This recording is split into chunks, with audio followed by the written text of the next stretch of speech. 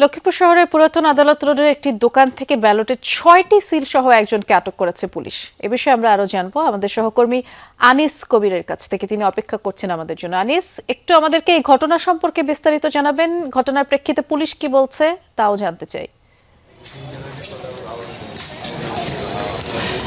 বৃষ্টি আসলে কিন্তু জাতীয় সংসদকে নির্বাচনকে কেন্দ্র করে লক্ষ্মীপুরে পৌর শহরে পুরাতন যে পৌরসভার রোড রয়েছে সেইখানে কিন্তু মারিয়াম নামে একটা স্টেশনারি থেকে এই ৬টি কিন্তু নির্বাচনের যে সিল রয়েছে সেই সিল ৬টি উদ্ধার করেছে গোপন সংবাদের ভিত্তিতে পুলিশ এবং নির্বাহী ম্যাজিস্ট্রেট গিয়ে সেটি উদ্ধার করে এবং এই ঘটনাস্থল থেকে একজনকে আটক করা হয়েছে। তবে এইখান থেকে কে বা কারা এখনো বানাচ্ছে সেটি এখন পুলিশ এবং সেটি এখনো নিশ্চিত করে বলতে পারেনি যে এটি কারা দিয়েছেন এবং কিভাবে দিয়েছেন। সেটার জন্য পুলিশ পক্ষ থেকে তারা বলছেন যে যাকে আটক করা হয়েছে তার কাছে জিজ্ঞাসাবাদ করা হচ্ছে, কারণ কিছুক্ষণ আগে তাকে আটক করা হয়েছে এবং বিষয়টি কিছুক্ষণ আগে তাকে উদ্ঘাটন করা হয়েছে। সেই জন্য এখন পুলিশ নিশ্চিত করে বলতে পারছে না যে তারা কিভাবে তাকে আটক করে, কে বা কারা তাকে বানাতে দিচ্ছেন, যে কোনো দলীয় সমর্থন কিনা বা কারো পক্ষ থেকে দেওয়া হয়েছে কিনা সেটি কিন্তু পুলিশ নিশ্চিত করে বলতে পারছেন না।